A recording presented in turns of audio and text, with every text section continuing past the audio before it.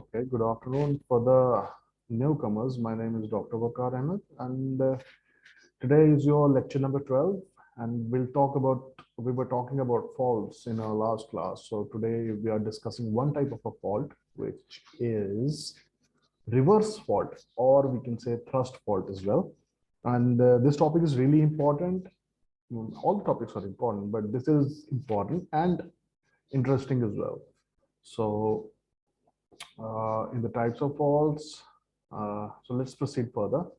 So in this class, today's discussion, we'll be talking about few terminologies and few terms which are associated with thrust faults. You have nappies, you can call them nappies or naps or whatever you wish to call them. And then we have fault geometries and then ramp types, thrusts and folds. So these 5 or 6 terms we'll be able to discuss today.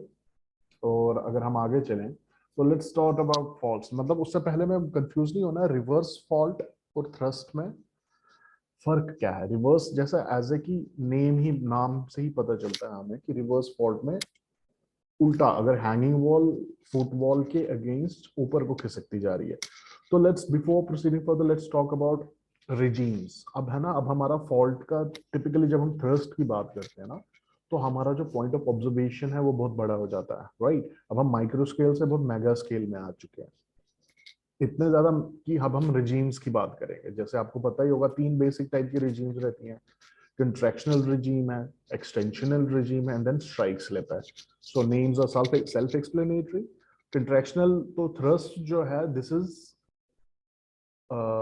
a characteristic of contractional regime में आपका absolutely thrust faulting या reverse faulting रहेगी सो कंट्रैक्शनल faults क्या रहते हैं generally reverse fault रहते हैं but दूसरे टाइप के फॉल्ट्स जैसे नॉर्मल फॉल्ट भी है वो भी आ सकता है डिपेंड करता है कि आप किस लेयर को रॉक की लेयर को रेफरेंस ले रहे हो पॉइंट ऑफ रेफरेंस ले रहे हो किससे ऑब्जर्व कर रहे हो ठीक है तो कंट्रैक्शनल रिजीम की अगर हम डिटेल में बात करें तो आपके सामने ये फिगर है सो ABCD E तो ये अलग अलग प्रोसेसेस बताए हैं जो कंट्रैक्शनल रिजीम में होते हैं so figure number A you have 2 different types of layer one is kind of a light in color another is dark gray in color तो जो वो फिगर नंबर ए है now come to figure number B we have a horizontal compaction going on ठीक है अब क्या हो रहा है कंट्रैक्शन हो रही है हम उसको लेयर पैरेलल शॉर्टनिंग हो रही है ठीक है this process and imagine it कि इसमें क्या हो रहा है इसमें नंबर वन एक तो वॉल्यूम का लॉस हो रहा है रॉक की और दूसरा छोटे छोटे स्टाइलोलाइट्स या माइक्रो फ्रैक्चर्स बन रहे हैं वर्टिकली जिनको स्टाइलोलाइट्स या माइक्रो क्रैक्स भी कहते हैं ओके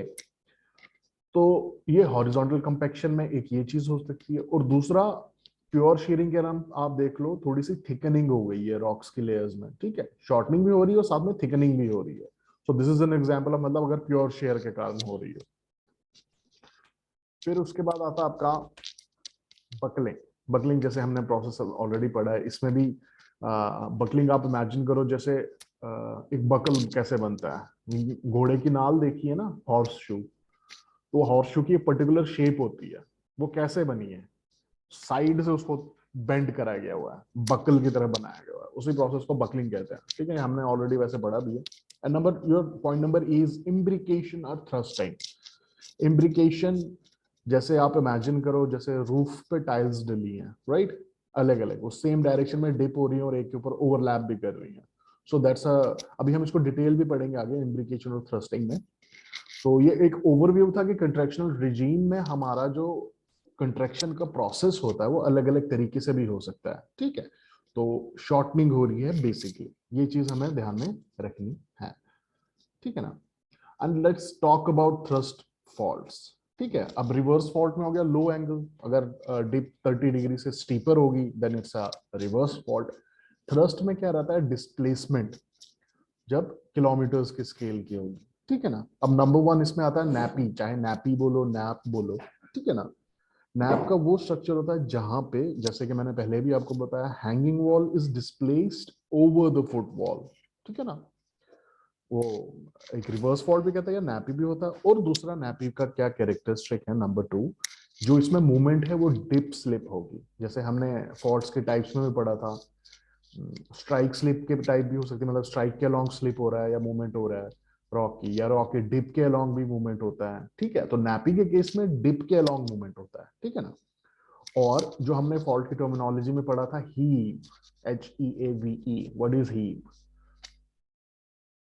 मैं ज्यादा टाइम वेस्ट नहीं करूंगा क्लास का। Heave is horizontal displacement, right, जो हमने पढ़ा था। तो नैपी के केस में ये जो हीव है, ये एक्सेस ऑफ 5 किलोमीटर होगा, समझ रहे हो। So when we have access of 5 kilometre displacement, we have a nappe और नैपी, ओके। अब दूसरी टर्म आती है नैपी के साथ, थ्रस्ट नैपी, ठीक है ना। थ्रस्ट नैपीज वही हो गए जो कंट्रैक्शनल रेजिम्स में बनते हैं, ठीक है ना। फिर उसके बाद चीज आती है हिंटरलैंड एंड फोरलैंड, ठीक है। हिंटरलैंड मींस जहां पे एक्चुअली कोलिजन का जोन है या जहां पे प्रोसेस हो रहा है, उसको हम हिंटरलैंड कहते हैं। अगर आप डिक्शनरी देखोगे प्रॉपर, हिंटरलैंड वो हो गया देहात, दूर दूर कहीं अंदर जाके, उसे हिंटरलैंड कहते हैं। तो जियोलॉजी की टर्म में हिंटरलैंड वो है जहां पे कोलिजन या जहां पे वो मूवमेंट या जहां पे शेयरिंग या जहां पे एक्शन, अगर आप कहो एक्शन हो रहा है, दैट इज योर हिंटरलैंड। और उससे जो दूर है वो पोल है। अब इंडियन सब कॉन्टिनेंट के केस में जहां पे हिमालयाज है, जहां पे हम है, we will call it as a hinterland, hinterland. And foreland आपका पेनिनसुलर पार्ट आ गया, या जो इंडिया में down south if you go, that's your foreland part, ठीक है। फिर दूसरा आता है इसमें, एक चीज आती है नैप, नैप कम्प्लेक्स। अब क्या है ना, ये थ्रस्ट की फॉल्टिंग है ना, अकेले अकेले नहीं रहते हैं, ये कभी कभी स्टैक्ड भी रहते हैं, piggy bag factions. Piggy bag जानते हो, मतलब एक दूसरे के पीठ पे चढ़े हुए हैं, एक किस्म की ऐसी। तो जो ये जब ऐसी सिचुएशन आती है ना, तो उनको नैपी कम्प्लेक्स कहते हैं। बट नैपी कम्प्लेक्स में क्या रहता है कि सेम लिथोलॉजी की रॉक्स होंगी और स्ट्रक्चरल फीचर्स अगर होंगे ये सेम दो चीज, तो उसे हम नैपी कम्प्लेक्स कहते हैं। तो अब हम बात करते हैं सोल थ्रस्ट, जिसको फ्लोर थ्रस्ट भी कहते हैं या रूफ थ्रस्ट भी कहते हैं। अब जैसे नेम्स हैं ये सेल्फ एक्सप्लेनेटरी, सोल जैसे जूते की सोल होती है, राइट, जिसको फ्लोर थ्रस्ट कहते हैं, ठीक है ना। अब सोल थ्रस्ट वो हो गया that thrust which is bounded by a basal fault, जिसकी बेस पे एक फॉल्ट रहे होगा, उसे हम सोल थ्रस्ट कहते हैं, मतलब बॉटम पे। अब ऐसे ही रहता है रूफ थ्रस्ट, मतलब नैपी का कम्प्लेक्स है, उसके बेस पे फॉल्ट है, bounded by a base fault, उसको हम सोल थ्रस्ट कहते हैं। अब यही चीज जो है अगर ऊपर चली आ गई रूफ की तरफ, then we will call it है रूफ थ्रस्ट, ठीक है ना। फिर आपके सामने लिखा हुआ डिकोलमेंट और डिटैचमेंट। डिकोलमेंट कुछ नहीं, एक फ्रेंच वर्ड है जिसका मीनिंग होता है अनस्टेकिंग और लूजनिंग और डिसएंगेजमेंट। इसे हम उस प्रोसेस को हम डिकोलमेंट कहते हैं, ठीक है ना। अब डिकोलमेंट में क्या कहानी है, डिकोलमेंट की ये कहानी है कि जहां पे जो सोल थ्रस्ट है, सोल थ्रस्ट क्या कर रहा है, वो हमारी इंटायर स्टैक को सेपरेट कर रहा है नीचे लेस डिफॉर्म्ड या अनडिफॉर्म्ड बेसमेंट के साथ। तो उस प्रॉपर स्ट्रक्चर को डिकोलमेंट कहते हैं। डिकोलमेंट क्या हो गया, कुछ नहीं है, एक थ्रस्ट है जो नीचे वाली लेयर्स को ऊपर वाली लेयर्स के साथ सेपरेट कर रहा है। नीचे वाली लो डिफॉर्म्ड है या तो अनडिफॉर्म्ड है, उनमें कोई डिफॉर्मेशन नहीं हुई है, ठीक है। बीच में एक थ्रस्ट आ गया और उसके ऊपर टिपिकल थ्रस्टिंग होगी, जिसे हॉर्सेस वगैरह बने हुए, अभी हॉर्सेस के बारे में भी हम बात करेंगे। So that particular scenario is called as decolement. So if may I repeat, decolement is nothing. It's a French word which literally means unstaking or loosening. मतलब दो layers को separate कर रहा है। एक layer नीचे वाली horizontal है, undeformed है या less deformed है, highly intensely deformed layers को वो separate कर रही है, उसके बीच में एक fault है, उसे हम decolement कहते हैं, ठीक है। फिर आता है आपका क्लिप और विंडो। ये हमने, ये शायद ये टर्म्स आपको फेमिलियर होंगी, आपने ग्रेजुएशन लेवल पे भी पढ़ी होगी। क्लिप कैसे बनता है, क्लिप सिचुएशन वो है कि जब आपका जो नैपी है वो इरोजन हो रखी है उसमें, ठीक है, आसपास वाला सारा इरोड हो गया हुआ है, एक अब आपकी पुरानी रॉक जो है वो बची हुई है, ओल्डर रॉक, ठीक है ना। अब जैसे थ्रस्ट फॉल्ट्स की मैं आपको एक चीज और बता देता हूँ। अब थ्रस्ट फॉल्ट्स को अगर डिफाइन करना हो, जैसे हमने फील्ड में जाना हो, before I proceed further with the clip, let me tell you one thing. Thrust spots क्या करते हैं, they bring older rocks on top of younger rocks. अगर आपको स्ट्रेटिग्राफी उस एरिया की पता है, आप फील्ड में गए हो, how would you identify a thrust? जब आपने देखा होगा सीक्वेंस में ब्रेक है। अब हमें पता है कि जो पुरानी रॉक्स है वो नीचे होनी चाहिए, स्ट्रेटिग्राफी का प्रिंसिपल ऑफ हॉरिजॉन्टैलिटी या सक्सेशन कह लो, आपको you know better, I am, मुझे उतना अभी आइडिया नहीं है। बट जब यंगर रॉक्स जो हैं, यंगर रॉक्स के ऊपर ओल्डर रॉक्स आ जाएं, वो थ्रस्टिंग की इंडिकेटर्स हैं, और साथ साथ में हम मेटामॉर्फिक ग्रेड भी देख सकते हैं। मतलब दोनों चीजों से हम थ्रस्टिंग को एनालाइज कर सकते हैं, बी इट स्ट्रेटिग्राफी, ठीक है, जिसमें हम यंगर एंड ओल्डर का एनी ब्रेकेज वो पता करें, and second is metamorphism. Metamorphism में कैसे, अगर हायर मेटामॉर्फिक ग्रेड की रॉक लोअर मेटामॉर्फिक ग्रेड के रॉक के ऊपर है, then again it's an indicator of thrusting, मतलब कुछ उल्टा हो रहा है, उल्टा आ गया हुआ है सिस्टम, ठीक है। अब यही चीज जो है नैपी बनाती है, ठीक है। नैपी में थ्रस्टिंग है, मतलब there is a lot of displacement as well. अब कहीं पे डिस्प्लेसमेंट हो गया, एक नैपी का स्ट्रक्चर है, अब उसमें इरोजन हो गई, ठीक है, उसके सराउंडिंग वाली जितनी भी नैपी का जो पार्ट था वो इरोड हो गया, वो अकेला बच गया हुआ है एक older rock surrounded by a younger rock. So that particular feature is called as klippe. ये जर्मन वर्ड है, जिसको लिटरली अगर उसको हम ट्रांसलेट करें तो आउटलियर व्यू कहते हैं उसे हम, ठीक है। फिर दूसरा आता है विंडो, जिसको हम जर्मन फेंस्टर भी कहते हैं जर्मन लिटरेचर में। विंडो में भी वही इरोजनल फीचर्स है, बट इरोजन होके एक होल बन गया है। होल के कारण क्या हो गया, आपकी यंगर रॉक्स एक्सपोज हो गई हैं। So you have younger rocks surrounded by older rocks, that is your window, ठीक है। फिर उसके बाद आते हैं, जब हमने इरोजन की बात करी, ठीक है ना, अब हम बात करते हैं अगेन जो स्ट्रेटिग्राफी है या मूवमेंट की बात आती है, तो उसमें हमके ऑटोकथॉन, पैरा ऑटोकथॉन और एलोकथॉन्स बनते हैं, ठीक है ना। अब ऑटोकथॉन का क्या है, इसका लिटरल मीनिंग ये रहता है फॉर्म्ड वेयर फाउंड, जहां हमें मिला है वो पर्टिकुलर स्ट्रक्चर वो उधर ही बना है, सो दैट इज योर ऑटोकथॉन। फिर पैरा ऑटोकथॉन आता है। पैरा ऑटोकथॉन वो वाला थ्रस्ट है जहां पे हमारी डिस्प्लेसमेंट सिर्फ फ्यू किलोमीटर्स है, less than 5। If it's more than 5 then we will call it as, क्या कहेंगे उसे, अभी तो कहा, उसे नैपी कहेंगे। अगर 5 किलोमीटर से कम है then it's a para autochthon, ठीक है। Then we have allochthons. Allochthons is again, allo means different, chthon means a rock. So when we have para autochthon के कारण कोई दूसरी रॉक जो है उस सिनेरियो में आ गई है कहीं, मतलब किलोमीटर से दूर होके, तो उसे, वो हो सकता है पैराथॉन के ऊपर, फिर बाद में एक नई किस्म की रॉक बनेगी, उसे हम एलोकथॉन कहेंगे। Allo means different, chthon means a rock, ठीक है।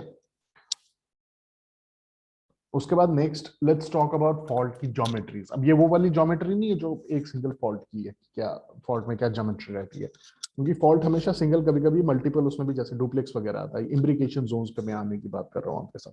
Let's talk about imbrication zones. Imbrication, जैसे मैंने आपको पहले ही बताया कि आप इसको रिलेट कर सकते हो रूफ के ऊपर टाइल्स अगर लगी है, ठीक है, same direction and same depth, both चीज, बोथ थिंग्स। तो इम्ब्रिकेशन जोन्स क्या है, ये again it's a series of similar oriented reverse fault, excuse me, give me a second में, series of similarly oriented reverse fault that are connected through a low angle floor thrust, ठीक है ना। मतलब वही मैंने बात की, जैसे आप रूफ की टाइल्स पे देख लो, सिमिलरली ओरिएंटेड है, रिवर्स फॉल्ट है, ठीक है, और उसमें एक लो एंगल फ्लोर थ्रस्ट भी है, ठीक है। और इसको हम इम्ब्रिकेशन जोन कहते हैं। सामने आपके एग्जांपल है, स्टैंडर्ड इम्ब्रिकेशन जोन कैसे बन कैसे रहा है, और ये इन सीक्वेंस थ्रस्टिंग की एग्जांपल है। इन सीक्वेंस थ्रस्टिंग वो होती है जहां पे आपका जो स्लिप है it's towards the direction of फोरलैंड। अभी जो हमने इंटरलैंड और फोरलैंड की बात करी उसे हम इन सीक्वेंस थ्रस्टिंग कहते हैं। तो अगर कोई डिविएशन होगी से तो उसको हम आउट ऑफ सीक्वेंस थ्रस्टिंग कहेंगे। तो कहने का मतलब है, ये आप सामने लेफ्ट पे जो फिगर है जो सामने देखो आप, जिसपे हॉर्स भी लिखा हुआ है, ठीक है ना। अब देख लो रैंप कैसे बन रहे हैं। कंट्रेक्शनल रेजिम में अगेन दो प्लेट्स आपस में आगे टकरा रही हैं, तो पहला हॉर्स बना, ठीक है, which is active and it's red in colour. अब जो है आगे जो अब डैश वाली लाइंस है, ये फ्यूचर में रैंप्स बनने वाले हैं, अभी रैंप की बात भी हम आगे करेंगे। तो you get a second horse and then you get a third horse. तो ऐसे ही आप देख रहे हो 1 2 3, तीन तीन किस्म के थ्रस्टिंग हो रही है, तीन तीन किस्म की है। तो this is a particular example of imbrication zone. और इसमें आप एक चीज और नोट करो, जो आपका ओल्डर वाला थ्रस्ट है वो इनएक्टिव है, जो यंगर वाला है वो एक्टिव हो रहा है, जो आपकी रेड लाइन के साथ है। जैसे फर्स्ट केस में एक एक्टिव है एंड सेकंड केस में आप देख लो, जो दूसरा वाला जो यंगर था, जो सेकंड हॉर्स बना है नया, वो एक्टिव है। And then you have a last पे देख लो आप नंबर 3, जो और जो यंगेस्ट वाला है वो एक्टिव है, बाकी सब इनएक्टिव है, ठीक है। अब बात आती है डुप्लेक्स स्ट्रक्चर। यहां पे हमने देखा इम्ब्रिकेशन जोन में एक फ्लोर थ्रस्ट पे, मतलब फ्लोर पे एक थ्रस्ट है जिसको हम सोल थ्रस्ट भी कहते हैं। अब अगर इसके रूफ पे भी थ्रस्ट आ जाए तो then we get a duplex structure. उसको हम क्या कहेंगे, डुप्लेक्स स्ट्रक्चर। सामने आप देख लो एक रियल टाइम एग्जांपल है, we have floor thrust, we have roof thrust, मतलब दोनों जगह है। और बीच में स्टैक एक हॉर्सेस। हॉर्सेस क्या है? हॉर्सेस कुछ नहीं है, ये छोटे से स्ट्रक्चर्स हैं which have a S shaped geometry. जो आपके सामने दिख रहा है पूरा एस के जैसा दिखता है। So this is again a part of nap. And now let's talk about जो राइट साइड में फिगर है, ये दिखा रहा है कि डुप्लेक्स कैसे बनता है, ठीक है ना। And duplex is growing here towards right, 1 2 3 4, ठीक है ना। इसको हम इन सीक्वेंस थ्रस्टिंग कह रहे हैं या प्रोपगेशन भी कह रहे हैं। तो अब आप देख लो फ्रंटल फोर्स में डबल किंक वाले फोल्ड भी बन रहे हैं, जैसे जैसे आगे आगे जा रहा है तो डबल किंकिंग वाले एस शेप के फोल्ड्स भी बन रहे हैं। ठीक है जी, let's move to the next slide and we are continuing with flat sorry fault geometries. तो फॉल्ट ज्योमेट्रीज की जब हम बात करते हैं ना, तो इसमें फ्लैट, रैम्प, फ्लैट, ये एक किस्म का फॉल्ट है, ठीक है। तो रैंप क्या होता है? रैंप इज अगेन, अगर हम इसको डेफिनेशन करें टेक्सचुअल से देखें, the combination of two flat thrust segments at different stratigraphic levels connected through a steeper reverse fault, या उसे रैंप कहते हैं। सामने आप देख लो नीचे वाली फिगर जो आपके बॉटम पे लेफ्ट पे है, यहाँ पे थ्रस्ट का रैंप बताया। क्या एक हार्ड लेयर है जिसको हम कॉम्पिटेंट लेयर कहेंगे या ब्रिटल लेयर कहेंगे, ठीक है। वो जो है वो एक किस्म का रैंप, जैसे देसी भाषा में क्या बोल रहा हूँ मैं, जैसे हम मॉडर्न डे लैंग्वेजेस में आप देखो, गाड़ी में आपने कोई एक लॉरी है, उसमें आपने लोड करना है, कोई व्हीकल लोड करना है, ठीक है। उस गाड़ी को आप एक रैंप के अगेंस्ट फेड करते हो, so that ramp allows that particular vehicle to be loaded on a lorry और अ ट्रक, ठीक है। वैसे ही आप रखो यहाँ पे थ्रस्ट रैंप्स देखो कैसे बनते हैं। हैंगिंग वॉल को एक रैंप का देता है कि अगर ये रैंप नहीं होगा तो हमारे पास वो वैसा उस टाइप का फोल्ड बनेगा भी नहीं। इस रैंप के कारण ही जो है हमारा फोल्ड बन रहा है। तो ये एक फ्लैट रैंप, फ्लैट किस्म का फॉल्ट वो बनाते हैं। Combination of two flat thrust segments at different stratigraphic levels connected through a steeper reverse fault, ठीक है। दूसरा आता है बैक थ्रस्ट। बैक थ्रस्ट आप देख लो फिगर नंबर बी, ऊपर वाली जो लंबी सी हॉरिजॉन्टल फिगर है जो स्केच है आपका। बैक थ्रस्ट कुछ नहीं है, एज अ नेम सजेस्ट, ये थ्रस्ट का स्लिप अगर उल्टा होगा, नॉर्मली आपके सामने जो फिगर है साउथ की तरफ थ्रस्ट का स्लिप है, मतलब थ्रस्ट की डायरेक्शन है, जितना भी स्लिप हो रहा है साउथ की तरफ हो रहा है। बट इसी में आप देखो बैक थ्रस्ट का टोटल अपोजिट है, then we will call it as a back thrust. ये सामने आपके स्केच है, और लेफ्ट साइड पे आप देखो ये रैंप पे चढ़ने के कारण इसमें थोड़ा सा फोल्ड आ गया, नीचे रैंप है, और नीचे बेस में आप डिकोलमेंट देख लो, बिल्कुल सोल वाला फॉल्ट है, इसकी मूवमेंट टुवर्ड्स राइट है, that that is moving towards south. And then ramp भी बनता है, रैंप पे ऊपर कारण चढ़ के एक फोल्डिंग आ गई है। Then we have different type of thrusts, ठीक है ना। इसमें देखो कितनी यहाँ पे खिचड़ी सी मची हुई है, ठीक है। This is your example of back thrusts. Then you have frontal ramps. Now frontal ramps क्या हो गया? फ्रंटल रैम्प्स हो गया जो जिसमें डिप स्लिप मूवमेंट जहां पे हो रही है, ठीक है। डिप के अलोंग जहां पे मूवमेंट हो रही है, सो that particular situation gives us a frontal ramp. अब ऐसे ही ओब्लीक रैम्प्स रहते हैं, ठीक है ना। तो ओब्लीक रैम्प्स वो हो गए जहां पे हमारे पास दोनों किस्म की मूवमेंट है, डिप स्लिप भी, स्ट्राइक स्लिप भी। And then we have lateral ramps. Lateral ramps में लेटरल रैम्प्स क्या अगर हम बनाते हैं, वो थ्रस्ट शीट के पैरेलल अगर मूवमेंट होगी तो उसमें उसको हम लेटरल रैम्प्स भी कहते हैं, या फिर ट्रांसफर फॉल्ट्स भी कहते हैं, या टीयर फॉल्ट्स भी कहते हैं। ट्रांसफर फॉल्ट्स इसलिए कहते हैं क्योंकि इसमें जो स्ट्रेस है वो ट्रांसफर हो रहा है, पहले ये टेढ़ा होकर उसने स्ट्रेस प्रीसीडिंग लेयर को ट्रांसफर कर दिया, so we call it as transfer faults as well. तो फिर आपने देखा होगा एक फिगर है यहाँ पे ब्रांच पॉइंट, या स्प्लेस भी जिसको हम कहते हैं। ब्रांच पॉइंट कुछ नहीं है, जहां पे फॉल्ट्स जो है दो में टूटा, इट्स अ ब्रांच पॉइंट। अब अगर इसको आप 3D में देखो, then we get a branch line. तो सामने फिगर है, इसमें आप देख लो ब्रांच पॉइंट और ब्रांच लाइन को बताया गया हुआ है। फिर ऐसे ही लीडिंग ब्रांच लाइन रहती है अगर फ्रंट में वो उसको डिलिमिट कर रहा है, या फ्रंट में पोर्शन में वो थ्रस्ट टूटा है दो में, then we have leading branch line. अब अगर हमारे पास क्या कहते हैं रियर में वैसा कुछ हुआ, तो then we have a trailing branch line. Okay, let's move to the next slide. अब हम बात करते हैं रैंप्स, थ्रस्ट्स और फोल्ड्स की, ये कैसे एसोसिएटेड है, ठीक है। रैंप्स जो हैं वो they tend to form in stiffer layers, ठीक है। और वीकर में क्या होती है? डिटैचमेंट, समझ रहे हो। अब जो है फॉल्ट बैंड फोल्ड्स की अगर हम बात करें, ये भी फॉल्ट बैंड फोल्ड्स कहाँ बनते हैं, रैंप के ऊपर। अब आपके राइट वाली फिगर है, आप देख लो, नॉर्मल ए में horizontally deposited layers, and then contractional regime start हो गया, आपस में लेयर पैरेलल शॉर्टनिंग हो रही है, then you get a figure B type of scenario जहां पे फोर लिम्ब और बैक लिम्ब बनने की अभी कोशिश हुई है, बीच में थ्रस्टिंग हो रही है ग्रीन लेयर्स के लिए। अब जो अनडिफॉर्म्ड रॉक है that is acting as a ramp now, ठीक है। अब इसके ऊपर से दूसरी जो लेफ्ट साइड वाली रॉक है वो चल रही है एक बैक लिम्ब और फोर लिम्ब के बना के, तो इसके ऊपर जो है वो रैंप वाला फोल्ड बना है। So this fold has been formed because of the bending at a ramp, ठीक है ना, फॉल्ट के कारण बेंडिंग हो चुकी है। फिर then again you see figure number D and figure number E, यहाँ पे कैसे फॉल्ट बेंड फोल्ड की डेवलपिंग हो रही है। तो इसमें रोटेशन भी आप देखो, hinterland dipping and foreland dipping, मतलब total opposite.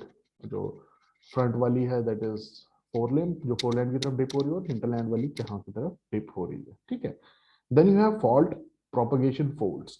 Fault propagation fold आपके लेफ्ट साइड में, इसमें भी आप देख लो सेम सिनेरियो, मतलब फॉल्टिंग से पहले टिप पे जो है वहां पे फोल्ड बन रहा है, फॉल्ट की टिप पे fold associated with the fault tip is called as fault propagation fold. ये हमने पहले भी पढ़ा था जब हम फॉल्टिंग को पढ़ रहे थे।